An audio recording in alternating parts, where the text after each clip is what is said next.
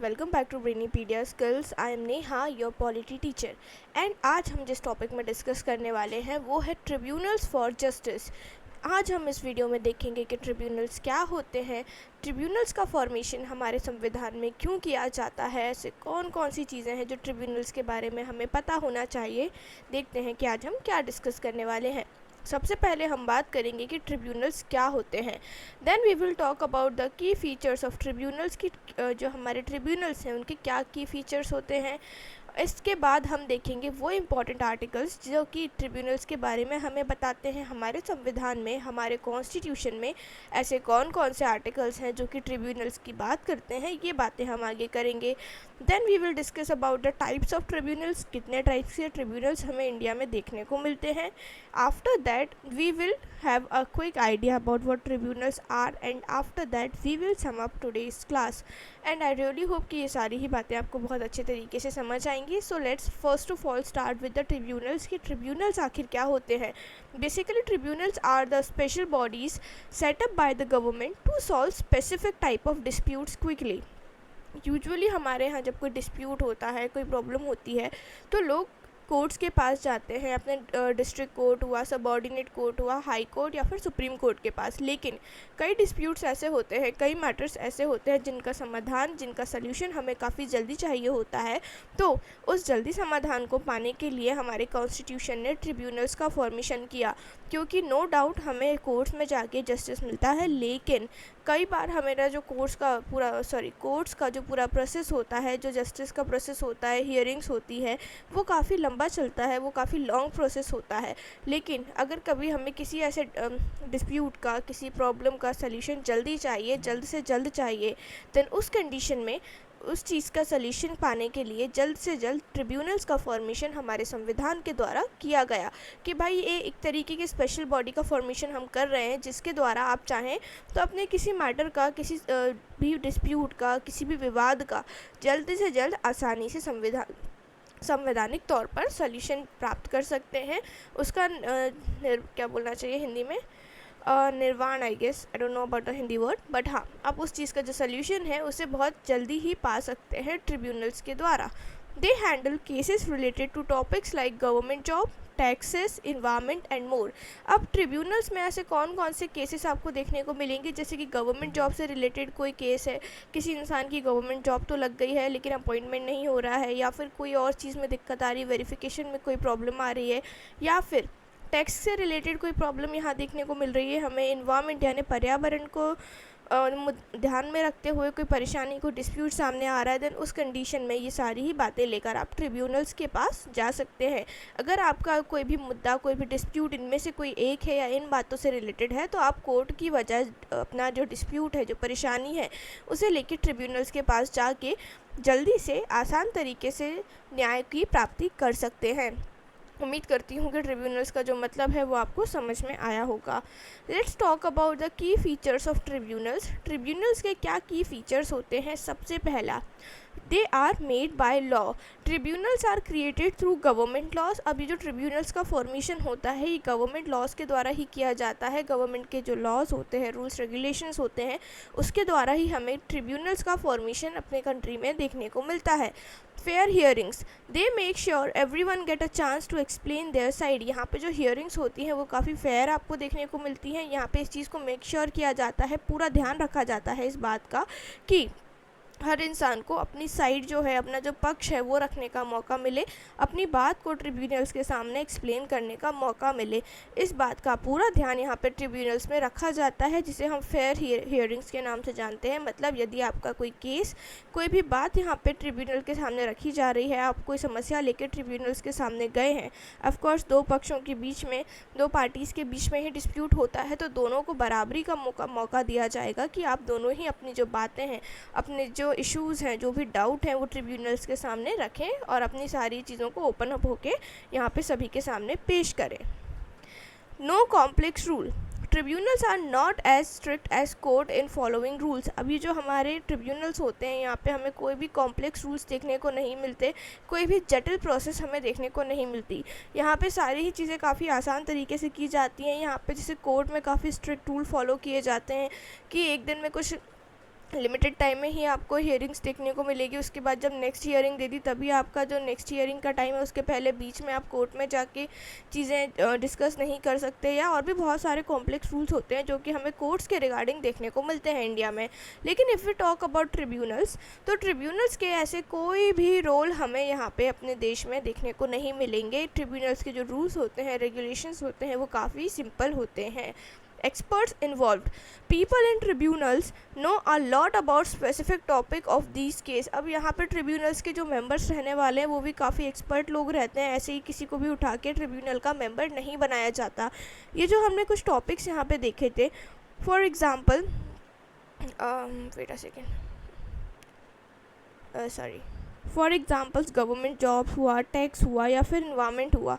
यहाँ पर ट्रिब्यूनल्स के जो मेंबर्स होंगे वो इनकी पर्टिकुलर फील्ड में काफ़ी एक्सपर्ट होंगे। इन पूरे फील्ड्स का इन्हें काफ़ी अच्छे तरीके का नॉलेज होगा, इन्हें सारी ही बातों की बहुत अच्छी समझ होने वाली है। तो जब भी कोई केस इन चीज़ों से रिलेटेड यहाँ पे ट्रिब्यूनल में आएगा तो उस चीज़ का बेहतर से बेहतर समाधान ये लोग हमें प्रदान कर पाते हैं, क्योंकि इन्हें इन चीज़ों का काफ़ी अच्छा नॉलेज होता है। बेसिकली ट्रिब्यूनल्स में उन्हीं लोगों को रखा जाता है, उन्हीं लोगों को ट्रिब्यूनल्स का मेंबर बनाया जाता है जिनके पास यहाँ पे ट्रिब्यूनल्स में सॉल्व होने वाले केसेस के जो टॉपिक्स होते हैं उन टॉपिक्स का अच्छा खासा नॉलेज हो, काफ़ी अच्छी खासी इन्फॉर्मेशन उनके पास हो, ताकि कल को हमारे ट्रिब्यूनल में जब कोई केस आए, कोई भी परेशानी, कोई डिस्प्यूट आए, तो उस चीज़ का बहुत ही अच्छा और जल्दी से ये लोग समाधान प्रदान कर सकें। Binding decisions, their decisions are finals just like court. जैसे कि कोर्ट का डिसीजन फाइनल होता है कि हाँ, एक बार कोर्ट ने वर्डिक्ट दे दिया, कोर्ट ने अपना फैसला सुना दिया, तो आप उस फैसले को नहीं बदलवा सकते। अगर आप चाहें तो हाँ, फिर से पिटीशन लगाइए, फिर से दूसरे हायर कोर्ट में जाके अप्लाई कर सकते हैं, अपील कर सकते हैं। लेकिन आपने एक बार जब किसी लोअर कोर्ट ने, सबऑर्डिनेट कोर्ट ने, या फिर हाई या सुप्रीम कोर्ट ने अपना फैसला सुना दिया, तो उस वक्त आप उस वर्डिक्ट को किसी भी कंडीशन में चेंज नहीं करा सकते। वैसा ही कुछ यहाँ ट्रिब्यूनल्स के लिए हमें देखने को मिलेगा कि जो ट्रिब्यूनल्स के डिसीजंस होंगे वो भी बाइंडिंग होंगे। अगर एक बार उन्होंने अपना फैसला सुना दिया, अपना डिसीजन सुना दिया, देन उस कंडीशन में आप उनके डिसीजंस को चेंज नहीं करा सकते। इम्पॉर्टेंट आर्टिकल्स की अगर मैं बात करूँ, article 323A and article 323B जो है हमारे ट्रिब्यूनल्स के बारे में बात करते हैं। जैसे कि यहाँ पे आर्टिकल 323A में बोला गया है, it deals with tribunals for government job dispute. Article 323A हमसे बोलता है कि जो ट्रिब्यूनल्स हैं उन्हें हम गवर्नमेंट जॉब के डिस्प्यूट्स के रिगार्डिंग यूज़ कर सकते हैं। जो ट्रिब्यूनल्स हैं वो गवर्नमेंट जॉब्स के जो भी डिस्प्यूट्स होते हैं, जो भी लड़ाई झगड़े होते हैं, उसे सुलझाने में काफ़ी हेल्पफुल रहने वाले हैं। ट्रिब्यूनल्स का ये काम होगा कि गवर्नमेंट जॉब्स के रिगार्डिंग जो भी डिस्प्यूट हैं, जो भी परेशानियां हैं, जो विवाद हैं, जो कंट्रोवर्सीज निकल के आ रही हैं, उस चीज़ का समाधान लोगों को प्रदान करें, लोगों को प्रोवाइड करें। आर्टिकल 323B हमसे बोलता है, it covers tribunals for other issues like elections, land matters and taxes. अब आर्टिकल 323B में एक नए प्रोविजंस को रखा गया है, जैसे कि इलेक्शन हुआ, लैंड यानी ज़मीन के कोई मैटर्स हुए, ज़मीनों का विवाद होता है। यूजुअली दो भाइयों के बीच में कभी विवाद देखने को मिलता है कि ज़मीन के लिए लड़ाई झगड़ा हो रहा है, ज़मीन का बंटवारा नहीं हो पा रहा है, या फिर किसी ने किसी की ज़मीन पे इलीगल तरीके से कब्ज़ा कर लिया है, किसी की ज़मीन हड़प ली है, या फिर ज़मीन को लेके कोई भी मैटर, कोई भी डिस्प्यूट होगा, टैक्सेस को लेके कोई भी मैटर, कोई डिस्प्यूट होगा, तो उस चीज़ की सुनवाई भी हम ट्रिब्यूनल्स में करवा सकते हैं। ये बातें हमें आर्टिकल 323A और 323B बताता है। 323A बोलता है गवर्नमेंट जॉब के डिस्प्यूट्स के बारे में, 323B बोलता है elections, land matters and taxes के डिस्प्यूट के बारे में। ये दोनों ही आर्टिकल्स हमें बताते हैं कि इन पर्टिकुलर चीज़ों में हम ट्रिब्यूनल्स का इस्तेमाल कर सकते हैं, ट्रिब्यूनल्स में अपनी पिटिशंस जो है वो फाइल कर सकते हैं। देन इसके बाद types of tribunals in India. India में कितने तरीके के ट्रिब्यूनल्स हमें देखने को मिलते हैं, हम अब ये डिस्कस करने वाले हैं यहाँ पे। लेट्स सी कितने तरीके के ट्रिब्यूनल्स हमें यहाँ देखने को मिलेंगे। Give me a second please.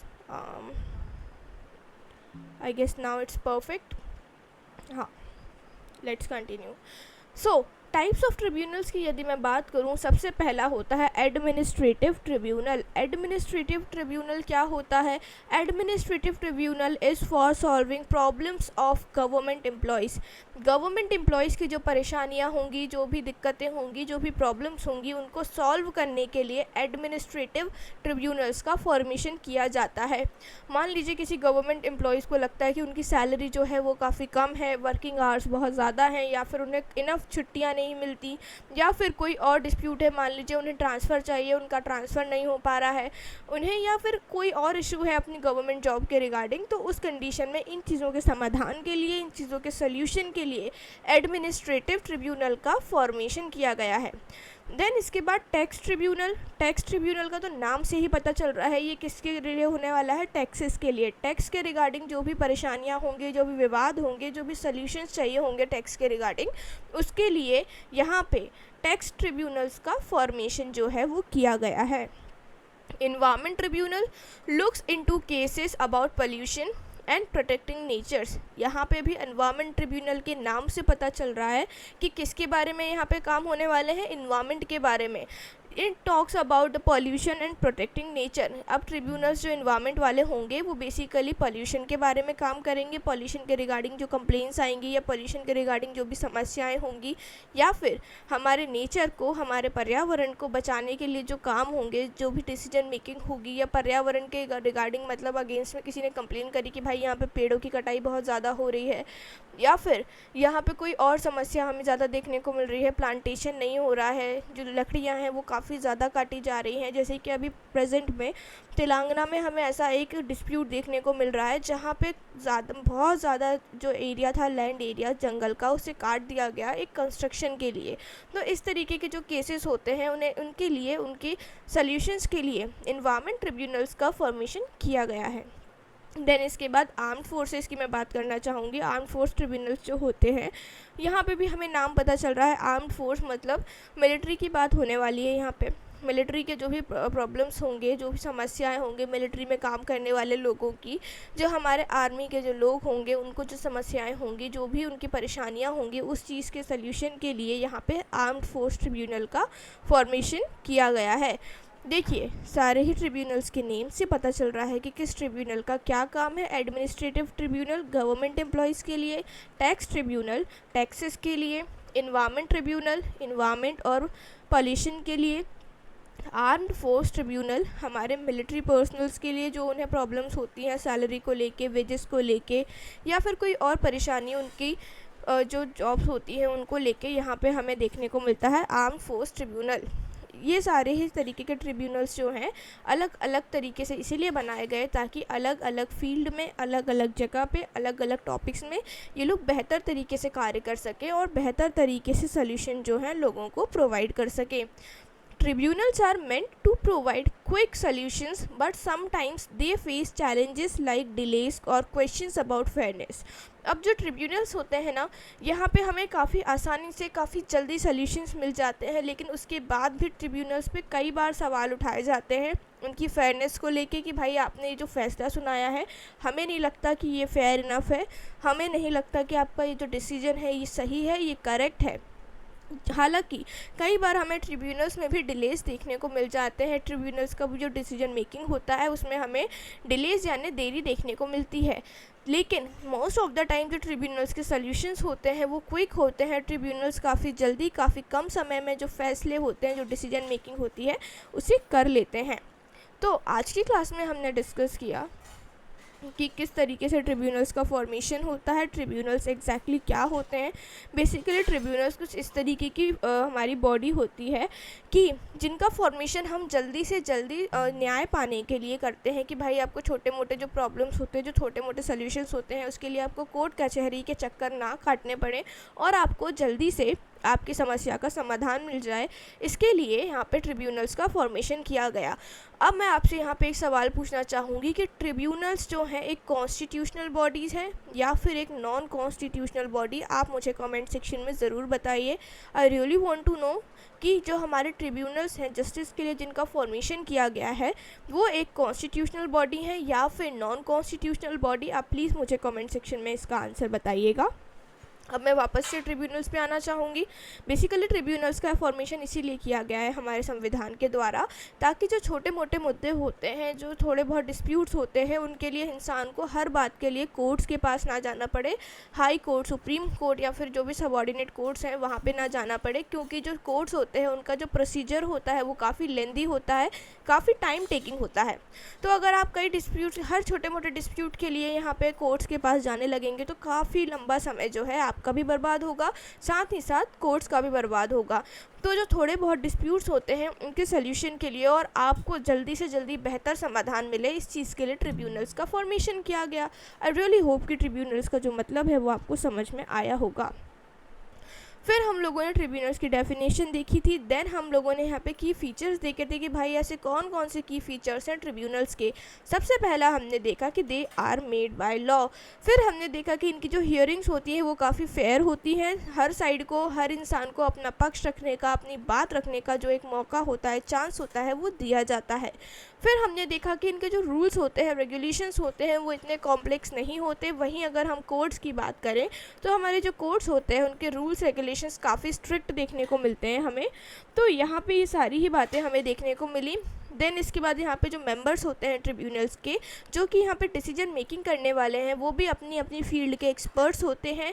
यहाँ के जो डिसीजंस होते हैं वो भी बाइंडिंग होते हैं, मतलब ट्रिब्यूनल्स का भी कोर्ट की तरह ही होता है कि हाँ एक बार फैसला सुना दिया मतलब सुना दिया, फिर आप उस चीज़ को वहाँ पे चेंज नहीं करा सकते।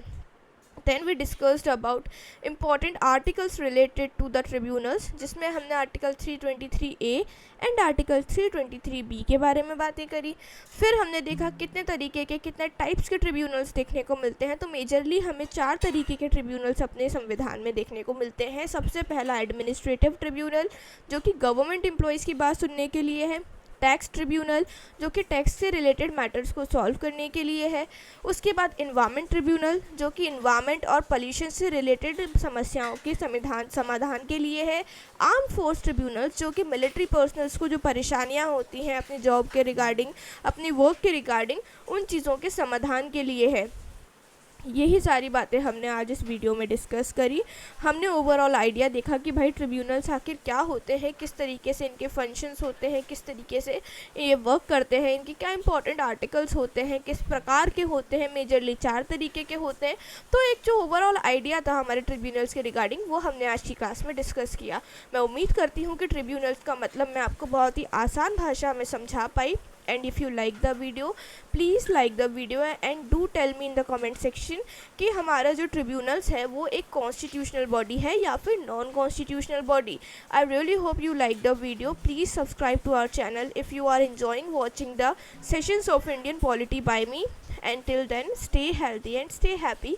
Thanks for watching.